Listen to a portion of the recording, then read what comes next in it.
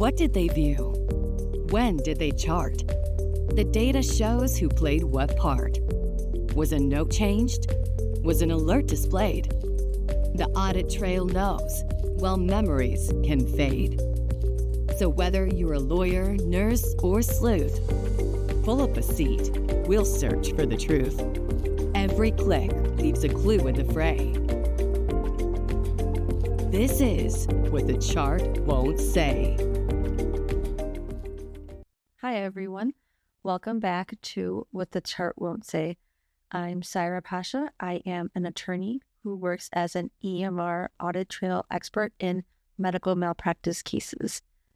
Today's episode is about a man in his late 50s who went to his local emergency room with complaints of 10 out of 10 chest pain, and a little over an hour later, while still in the waiting room, he collapsed, and a short time thereafter, he was pronounced dead.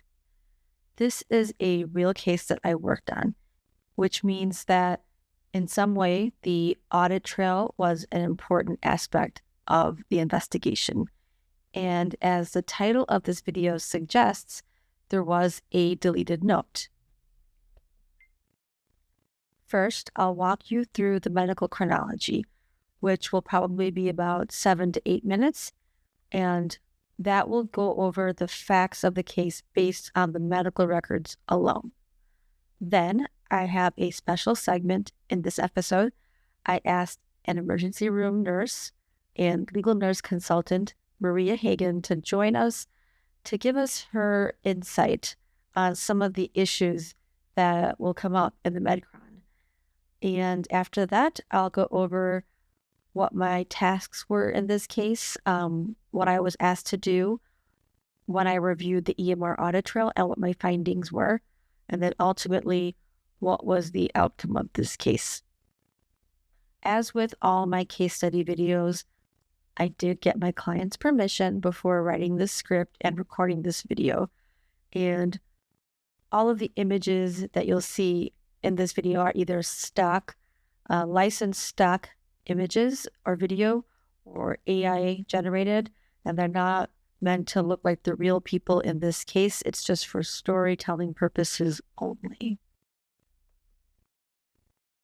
If you want to learn more about the life cycle of a medical malpractice case, from the care provided all the way through the jury trial, I encourage you to watch episode 2 on my channel. And if you want to learn more about audit trails specifically, I would watch episode 3. And if you are enjoying this video and you want me to continue making case study videos, please do me a favor and subscribe and like the video and leave a comment. Those things go a long way, both in helping the algorithm and in showing me that there are people out there actually enjoying this content that takes me forever to put together.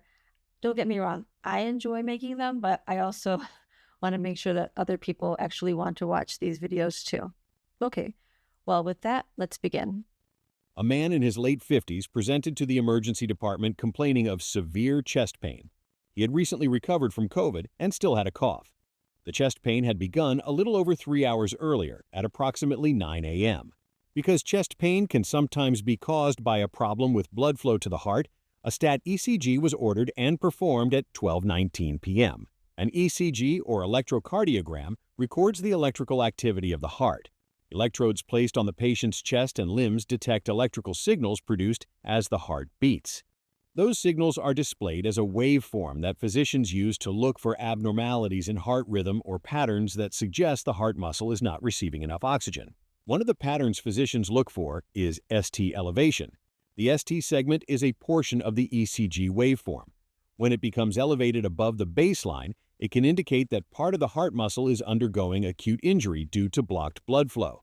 A heart attack with that pattern is called a ST elevation myocardial infarction, or STEMI, which is considered a medical emergency requiring rapid treatment. The ECG machine generated its own automated interpretation, which read, sinus rhythm, probable inferior infarct hold. Consider posterior E or wall involvement. Shortly afterward, an ER physician reviewed the tracing and interpreted it as non-STEMI.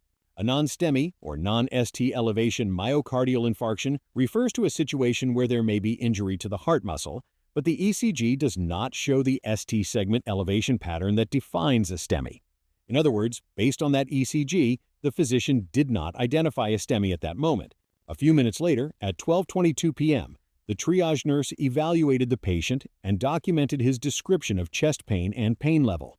The patient rated the pain as 10 out of 10, the highest value on the numeric pain scale. The pain was described as constant and located in the center of the chest. The triage nurse entered two active diagnoses into the chart: chest pain and back pain. The nurse also saved the patient's acuity level as 3. In emergency medicine, a patient's acuity level is used to categorize the urgency of the condition and help determine how patients are prioritized for evaluation. At that time, several laboratory tests were ordered, including a troponin test. Troponin is a protein found inside heart muscle cells. Under normal circumstances, little or none of it is present in the bloodstream. When heart muscle cells are injured or begin to die, troponin is released into the blood. For that reason, measuring troponin levels is a key tool used to help determine whether heart muscle damage may be occurring. At 12:31 p.m., the patient's blood was collected. At 12:48 p.m., a laboratory technician began processing the blood tests. A note written by the triage nurse with a display time of 1 p.m. documented that the patient reported his pain had improved after arrival, but then returned. According to the triage nurse, he notified a nurse practitioner of the patient's continued symptoms, and that the nurse practitioner said there was still no available space to bring the patient back. Another note written by the triage nurse with a display time of 1:15 p.m. documented that the patient was pacing in the lobby and that he had stated his pain was better, but it came back. At 1:21 p.m., the patient's troponin result was finalized. The value was 0.052, and the system labeled the result high, indicating that the level was above the laboratory's normal reference range. An elevated troponin level does not by itself confirm a heart attack, but it does indicate that heart muscle injury may be occurring or has recently occurred. In a patient with severe chest pain, this is an important warning sign that the heart may be under stress or not receiving enough oxygen. For that reason, an abnormal result typically prompts further evaluation, including repeat testing, cardiac monitoring, and additional diagnostic or treatment decisions. There is no record indicating that the troponin lab result was communicated to anyone by telephone, but once finalized at 1:21 p.m., it would have been visible in the electronic medical record. Based on the patient's troponin result, the EMR's built-in protocol automatically generated a new lab order for CKMB with index and CPK at 1:21 p.m. These additional tests measure enzymes associated with muscle injury, including injury to heart muscle, and are used alongside troponin testing. At 1:30 p.m., the patient suddenly became unresponsive while still in the waiting room. He stopped breathing and developed ventricular fibrillation, often called VFib. Ventricular fibrillation is a life-threatening heart rhythm in which the heart's electrical activity becomes chaotic, causing the heart to quiver instead of pumping blood effectively. The patient was immediately moved to an ER treatment room. Defibrillation was performed in an attempt to restore a normal heart rhythm. The heart briefly returned to sinus rhythm, but quickly deteriorated back into ventricular fibrillation. Multiple medications used during cardiac resuscitation were administered, including epinephrine, sodium bicarbonate, and amiodarone.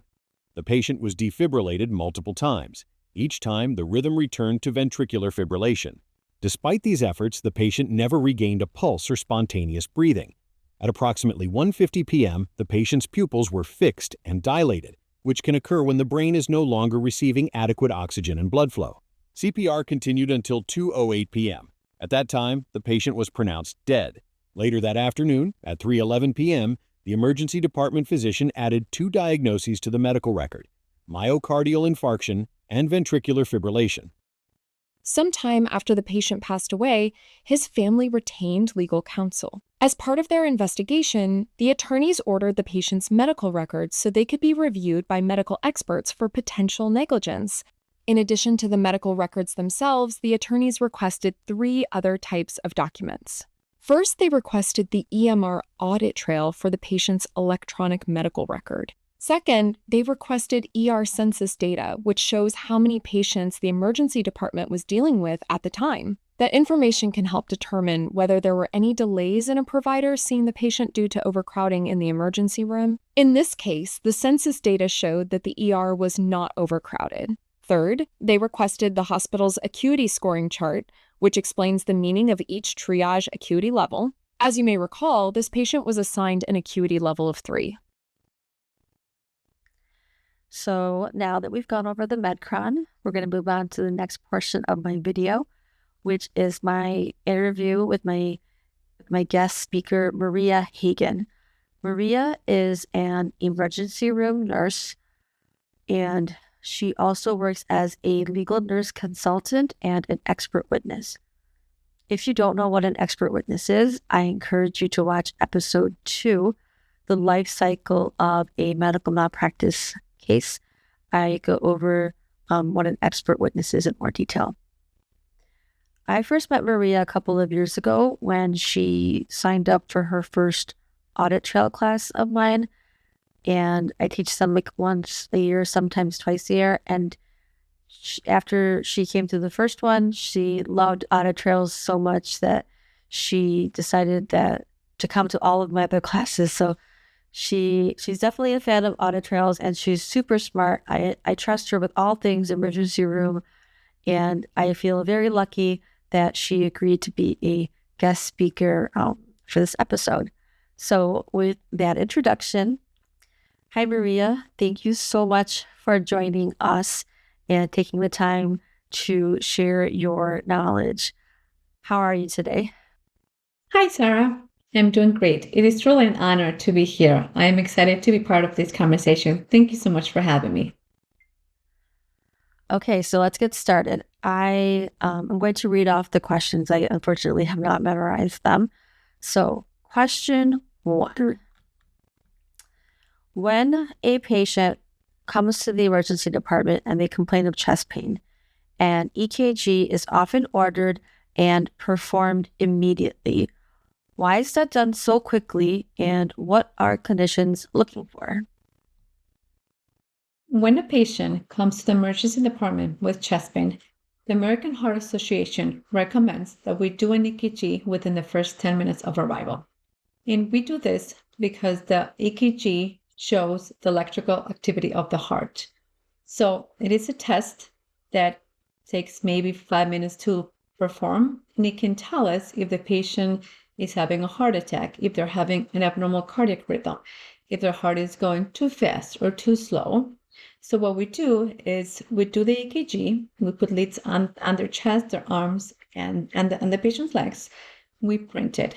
Once it's printed, then we walk it to the provider, and the provider signs it. So then the provider will take a look at the EKG and see if the patient's having a heart attack, if there is something alarming that we need to be aware of. And then depending on that, then they will decide what the evaluation and treatment will come after seeing that EKG. That makes sense. Okay, so question 2. Another test that is often ordered when a patient complains of chest pain and often ordered at triage is a troponin test. What is troponin, and what does that test measure? The troponin is a protein that is found inside of the heart muscle. When there is injury to the heart muscle, this troponin comes out of the cell of the muscle and spills into the bloodstream. So when we draw the blood and we do a troponin level, the level might be elevated. This could be an indicative of a heart muscle injury, like a heart attack. What is very interesting about this troponin is that if the patient comes in very shortly after their chest pain has started, their troponin level might not be elevated, even if they're having a heart attack. Think about it like a bruise. If you get hurt, the injury is there. You feel it and it hurts. However, the bruise will not show until a little bit later because that blood has not come out of the injury and you don't see it kind of studying there. The same thing happens with the troponin. If there is an injury to the heart, we might not see it right away because it has to spill out of the cells and show into the bloodstream. Okay. All right, question 3. When patients arrive at the emergency department, they are typically assigned an acuity level. Generally speaking, what does that mean? An ESI assignment can help us determine how sick a patient is. So if I have a patient that comes in and I assign him or her to an ASI 1, saying this patient is going to die like right now, then when somebody sees that 1, they know that this patient has to come back like right now. They cannot wait. What kinds of factors are considered when determining an acuity level? So there's a lot of factors that we consider to assign the security levels. But just in general, we do their presentation. How did it look? Their vital signs. Is there anything alarming that we need to be aware of? Their history. Do they have any medical problems? And their complaint, their story. Why are they here? Those are like the basic things that we look at when patients come in. Yeah, that makes total sense. Okay, well, Maria, thank you so much for sharing your knowledge and taking the time to do this video with me. I do have one more question for you before you go, and you know I had to ask it. How important have audit trails been for you since you learned about them as part of your case analysis? Well, I was hoping that you were going to ask me something like that. Yes, so audit trails have been a huge part of my work. It's very important to me. And I love when I get to do both. I can look at the case as an ER nurse, and then I can also analyze the audit trails. And I think it is so powerful when I can do them together and speak to both. So yes, thank you so much for, teaching us and giving me that knowledge. I really appreciate it. And I truly value the information that I've gathered from you. All right, Maria, thank you so much. Bye. Thank you so much for having me, Sarah. Okay, so now we're going to pick up where we left off. And after the patient passed away, his family retained attorneys. And those attorneys requested several things as part of their investigation. And this next clip is going to go over what those things were. There were 2 important findings obtained from reviewing the EMR audit trail. One had to do with documentation, and the other concerned who accessed the chart and when. First, let's discuss documentation. Recall the patient passed away at 2:08 p.m. The triage nurse wrote 2 notes, one timed for 1 p.m. that was written at 2:16 p.m. The other note was timed for 1:15 p.m. but written at 2:11 p.m. However, the audit trail revealed the existence of another note that was not included in the patient's medical record set. At 2:06 p.m., the triage nurse created a separate note. At 2:13 p.m., he marked the note in error. Within this EMR system, marking a note in error removes it from the legal medical record, and it was not included in the patient's medical record set that was printed and given to the family's attorneys. If the audit trail had not been reviewed, they would have never known about this note. That note was requested and produced. Here's what the note said. In that entry, the nurse documents that the patient reported his chest was hurting again, that he was advised the team was waiting on lab results, and that providers were aware. The note also states that the nurse spoke with the nurse practitioner and that the patient could not be placed in a room due to emergency department census. This entry was then marked in error approximately 5 minutes after it was created. Now let's compare that deleted note to the ones that were actually kept in the chart. The first difference is how the patient's pain is described. In the deleted note, the nurse writes that the patient said his chest was hurting again. That tells us the pain was present, but it doesn't clearly say whether it had improved and then came back. In the later notes, the triage nurse specifically says the patient said the pain had gotten better and then returned. So the later version includes different details about the patient's reported pain. The next difference is how the nurse describes contact with the nurse practitioner. In the deleted note, the nurse says he spoke to the nurse practitioner. In the later note, that changes to notified the nurse practitioner. Those might sound similar, but they're not exactly the same. Spoke to suggests a direct conversation. Notified could mean a conversation, but it could also mean a message or something through the EMR. There's also a difference in how the documentation is structured. The deleted note is one single entry, written at 2:06 p.m., that captures everything at once. The later version is split into two separate notes, backdated to 1 p.m. and 1:15 p.m. That creates the appearance that the nurse documented the patient's condition in real time while the patient was waiting. Whether those differences matter is something a jury would ultimately evaluate. The second issue identified in the audit trail relates to who accessed the chart and when. The triage nurse documented that he spoke with the nurse practitioner about the patient and that the patient could not be placed in a room because the emergency department was full. However, the audit trail indicates the nurse practitioner never accessed the patient's chart until 1:40 p.m., which was 10 minutes after the patient collapsed.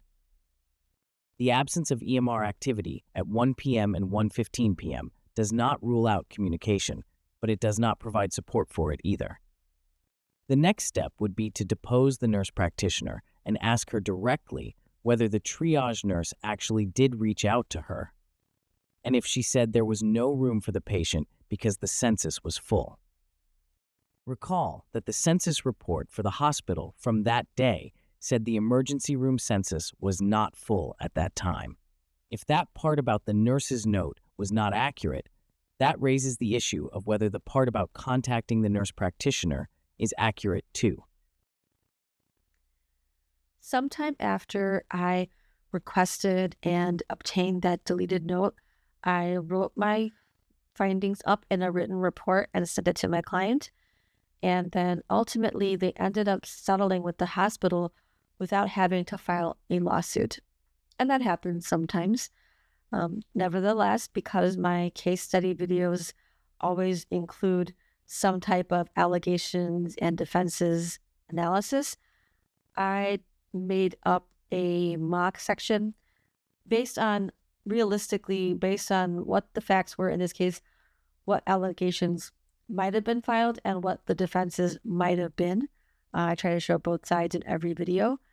And so I made this just for educational purposes only. They're not real because no lawsuit was filed. The patient's family settled with the hospital before a lawsuit was filed, but if it had gone forward, there are a few issues that likely would have been front and center. One would be triage. The patient was assigned an acuity level of 3. A plaintiff would likely argue that a patient reporting chest pain at 10 out of 10 should have been prioritized more urgently. Another issue is reassessment. The records show the patient reported that his chest pain returned while he was waiting. A plaintiff would likely argue that this should have triggered a prompt reassessment. There is also the issue of the nurse's deleted note. The audit trail shows a note created just before the patient's death that was later marked in error and removed from the chart. That note includes statements about contacting a provider and the ED being full. However, separate data shows the ED was not actually at capacity. A jury would likely have to evaluate the nurse's credibility in light of that inconsistency. Even if those issues were proven, the defense would likely shift the focus to causation, arguing that earlier evaluation, earlier recognition of the elevated troponin, or earlier monitoring would not have changed the outcome. The defense would likely argue that the cardiac event was sudden and not preventable, even with earlier intervention. Those are the kinds of issues that would typically be decided by a jury based on competing expert testimony. So what do you think? If this case had gone to trial, do you think that that deleted note would have been impactful to the jury? Or do you think it was like a big nothing burger and it didn't really change anything? It wasn't that different from what had been documented. I genuinely want to know. My job is to find the deleted note and tell the jury about the deleted note, but it's the jury's job to ultimately decide the facts of the case and whether or not negligence was committed and to evaluate the evidence in doing so. So let me know what you think in the comments below. That's it for this video. Again, if you like my content and you want me to continue making content, I would really appreciate if you subscribe, like, and comment on this video. That's it for this episode. Thank you for watching. This is What the Chart Won't Say, where we follow the data and let the facts speak for themselves. Bye.